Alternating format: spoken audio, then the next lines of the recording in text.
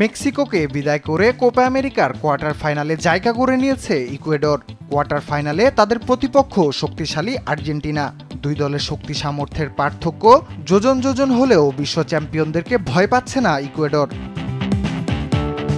Ecuador দলের Spanish coach Felix Sanchez জানিয়েছেন, আর্জেন্টিনার বিপক্ষে ম্যাচটিতে ফাইনাল ধরে মাঠে নামবেন তারা।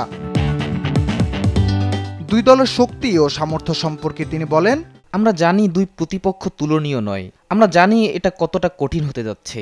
আমাদের খেলোয়াড়রা পরের ধাপে যেতে পেরে খুশি। আমরা দেখব সামনে কি হয়। আর্জেন্টিনার বিপক্ষে তার দল অনুপ্রাণিত থাকবে জানিয়ে সানচেজ বলেন, আমাদের জন্য এটা হবে আরেকটা ফাইনাল। আমরা বিশ্ব চ্যাম্পিয়ন ও বিশ্বের সেরা দলের সঙ্গে লড়াইয়ের চেষ্টা করব। আমার বিশ্বাস এই ম্যাচে ছেলেরা ভীষণ অনুপ্রাণিত থাকবে এবং তাদের মনোবল উচ্চ থাকবে।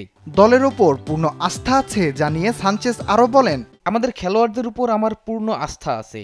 জানি গত 3 ম্যাচের মতো পরের ম্যাচেও ওরা নিজেদের সেরাটা দিবে। আমরা জানি এটা কতটা কঠিন, তবে ম্যাচ হবে 11 বনাম 11।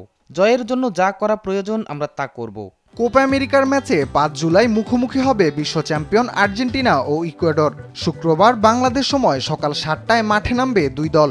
শক্তি সামর্থ্য বা দলের র্যাঙ্কিং কোনো কিছুরই ভয় করছে না ইকুয়েডর। আর্জেন্টিনাকে হারিয়ে জয় তুলে আনাই এনার ভ্যালেন্সিয়াদের লক্ষ্য। অন্যদিকে আর্জেন্টিনার কাছে সহজ প্রতিপক্ষ ইকুয়েডর, তাই ম্যাচে জয় দিয়েই রাঙাতে চাইবে মেসির দল। রাফিউল ইসলাম রাতুল, দেশ টিভি।